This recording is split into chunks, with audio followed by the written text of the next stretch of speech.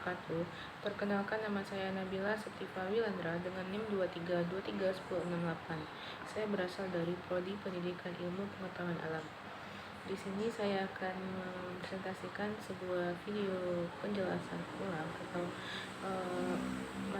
tugas di mana untuk memenuhi tugas mata kuliah Administrasi dan Supervisi Pendidikan, di mana saya berasal dari kode sesi 2024-2127-0162, dan dimana pada kali ini saya akan menjelaskan materi administrasi supervisi pada minggu sekarang ini, yang dimana kali ini mengangkat satu topik yang dimana kaitannya dengan pengelolaan sebuah lembaga pendidikan yang akan dilakukan oleh seseorang.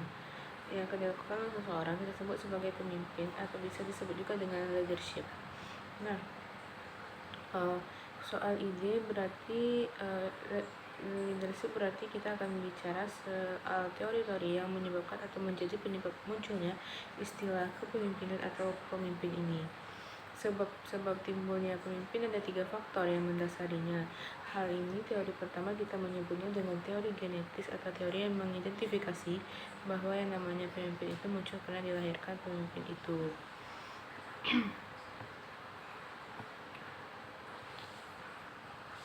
Nah, yang dimana teori genetika ini menjelaskan bahwa teori ini berpendapat bahwa kepemimpinan adalah sifat bawaan yang dimiliki oleh seseorang sejak lahir.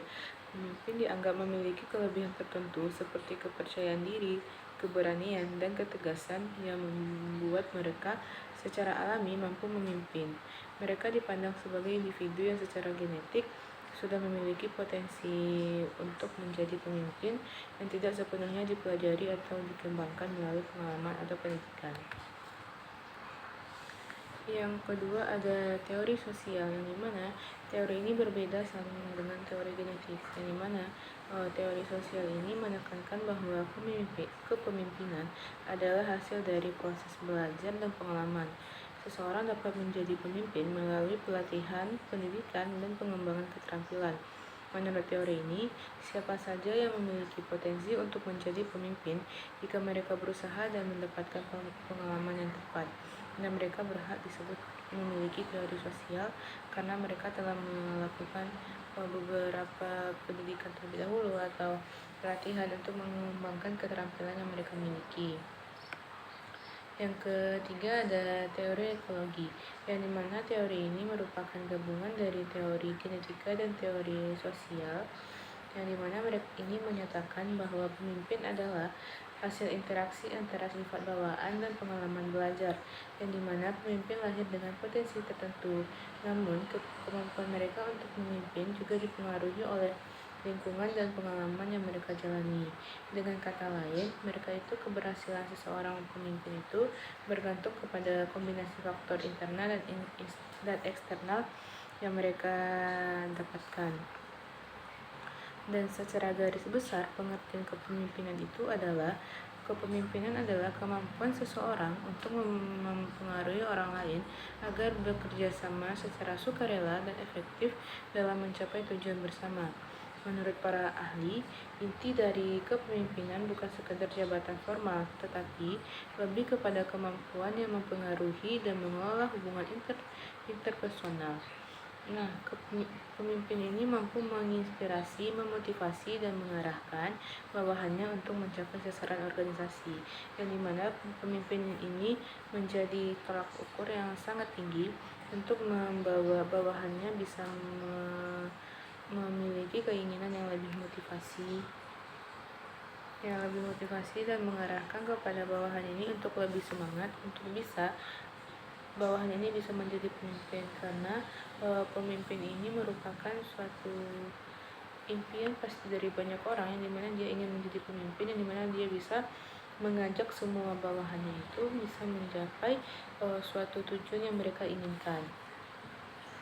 Nah, selanjutnya itu kita sebagai pemimpin tidak hanya menjadi pemimpin pada umum biasanya saja, tetapi pemimpin ini juga memiliki beberapa skill utama yang harus dimiliki oleh pemimpin, yang dimana skill itu berpengaruh terhadap pemimpin karena skill itu merupakan salah satu skill yang ada pada tubuh kita yang bisa kita yang bisa kita gunakan untuk kita sebagai pemimpin, di mana pemimpin ini memang memiliki skill utama yang harus mereka gunakan terlebih dahulu sebelum menjadi pemimpin, yang dimana skill yang pertama itu kemampuan mempengaruhi orang lain, yang dimana kemampuan kita untuk mengajak orang lain untuk bisa membawa mereka ke lebih baik lagi, atau bisa mengajak ke yang lebih tepat untuk memenuhi sasaran kita. Yang kedua ada mengelola hubungan dan komunikasi. Nah, sebagai pemimpin ini kita untuk mengelola hubungan komunikasi ini sangat penting, karena kita sebagai pemimpin kita dituntut untuk bisa berhubungan baik dengan orang lain dan bisa berkomunikasi dengan baik, dan dimana sebagai pemimpin kita harus memiliki public speaking yang benar-benar baik dan bisa membawa orang lain untuk bisa memahami dan jelas apa kata kita. Yang ketiga itu ada menginspirasi dan memotivasi bawahan, yang dimana kita dituntut untuk bisa memotivasi bawahan ini supaya bawahan bisa lebih punya kemauan untuk bisa menjadi seperti kita, karena kita bisa mengajak mereka. Yang keempat adalah mengambil keputusan strategis, yang dimana pemimpin ini harus mengambil keputusan strategis, yang dimana kemampuan keputusan ini kita harus bisa dengan cepat langsung mengambil keputusan yang baik dan tidak yang baik, dan kita sebagai pemimpin harus bisa berpikir dengan lebih baik apakah keputusan kita ambil itu baik atau tidak. Selanjutnya ada syarat menjadi pemimpin, yang dimana agar mampu memimpin secara efektif, seseorang harus memenuhi beberapa syarat penting. Yang pertama ada kekuasaan atau otoritas atau legalitas, yang dimana memiliki hak resmi dan organisasi untuk memimpin.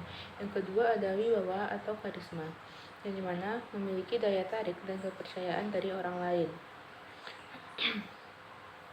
Yang ketiga ada kemampuan atau kompetensi, yang dimana memiliki keahlian yang membedakan dari yang dipimpin. Yang selanjutnya ada ciri pemimpin yang baik, yang dimana pemimpin yang efektif memiliki ciri-ciri tertentu yang membedakan dari orang lain. Yang pertama, penglihatan sosial, yang dimana mampu memahami gejala sosial dan membaca situasi sosial dengan baik. Yang kedua ada kemampuan berpikir abstrak dan analitis, yang dimana mampu melihat gambaran besar dan menganalisis masalah secara mendalam. Yang ketiga ada stabilitas emosi, yang dimana kestabilan hati dan emosi dalam menghadapi tekanan dan tantangan. Yang keempat ada integritas dan kejujuran, dimana itu menjadi teladan dan dipercaya oleh bawahan dan rekan kerja. Selanjutnya ada jenis pemimpin, yang dimana kepemimpinan dapat diklasifikasikan berdasarkan status resmi yang dipengaruhi yang dimilikinya. Yang pertama ada pemimpin formal atau resmi, yang dimana ditunjukkan secara resmi melalui struktur organisasi, memiliki jabatan dan wewenang yang diakui secara hukum dan organisasi, yang dimana contohnya itu ada manajer, kepala departemen, dan direktur. Pemimpin formal ini memiliki kekuasaan yang berasal dari jabatan resmi yang dipegangnya, dan mereka bertanggung jawab kepada bawahannya serta bertugas menjalankan tugas sesuai dari wewenang yang diberikan. Yang kedua ada pemimpin informal, yang dimana tidak memiliki posisi resmi tetapi memiliki pengaruh besar karena kepribadiannya, kepercayaannya, dan hubungan interpersonalnya. Diakui oleh masyarakat atau kelompok karena keahlian, pengalaman, atau karakteristik pribadi. Contohnya itu ada tokoh masyarakat, mentor, dan tokoh spiritual, yang dimana pemimpin informal ini biasanya memimpin melalui pengaruh pribadi dan kepercayaan yang mereka bangun dengan orang lain, bukan melalui kekuasaan resmi.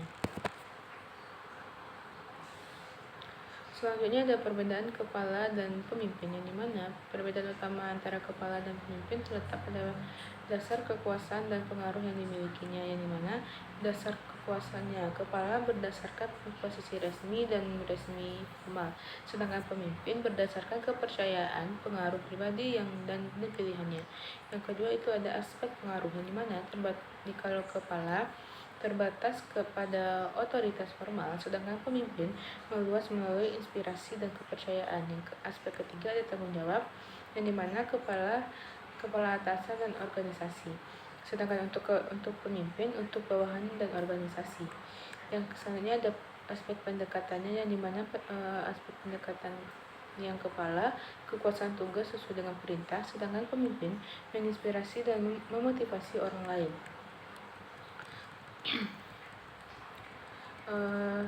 Menurut kepala, biasanya menjalankan tugas berdasarkan perintah dan wewenang formal yang diberikannya.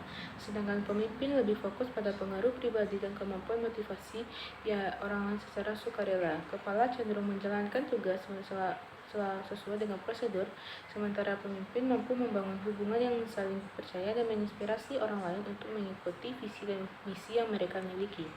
Ciri-ciri pemimpin yang baik itu menurut Gerungan, yang dimana menunjukkan bahwa seseorang memiliki ciri-ciri pemimpin yang baik. Salah satunya adalah penglihatan sosial. Pemimpin yang baik mampu memahami gejala sosial dan merasakan situasi sosial di sekitarnya, sehingga mampu merancang kebijakan yang tepat berdasarkan dengan analisis situasi sosial tersebut. Selain itu, kemampuan berpikir analitis dan kecakapan berpikir secara abstrak juga menjadi indikator pentingnya menjadi pemimpin. Faktor yang mempengaruhi pemimpin yaitu kepemimpinan dipengaruhi oleh berbagai faktor, termasuk tingkat kematangan bawahan dan pendekatan situasinya. Pendekatan ini menekankan bahwa gaya kepemimpinan harus disesuaikan dengan tingkat kematangan dan kesiapan bawahannya dalam melaksanakan tugasnya. Teori ini menunjukkan bahwa tidak ada satu gaya kepemimpinan yang paling baik, melainkan harus disesuaikan dengan kondisi dan karakter bawahannya.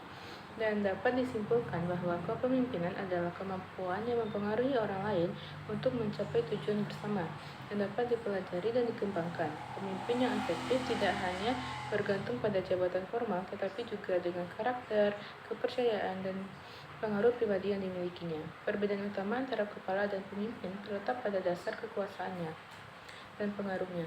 Kepala berkuasa karena posisi resmi, sedangkan pemimpin berkuasa karena kepercayaan dan pengaruh pribadinya. Pemimpin yang baik memiliki ciri-ciri seperti penglihatan sosial, kemampuan berpikir analitis, dan stabilitas emosi yang semuanya mendukung keberhasilannya dalam memimpin. Baiklah, sekian materi yang dapat saya jelaskan. Saya mohon maaf apabila materi atau yang saya berikan ini kurang, dan mohon maaf apabila ada salah pengucapan dalam video presentasi ini. Saya mohon maaf. Saya akhiri dengan Assalamualaikum warahmatullahi wabarakatuh.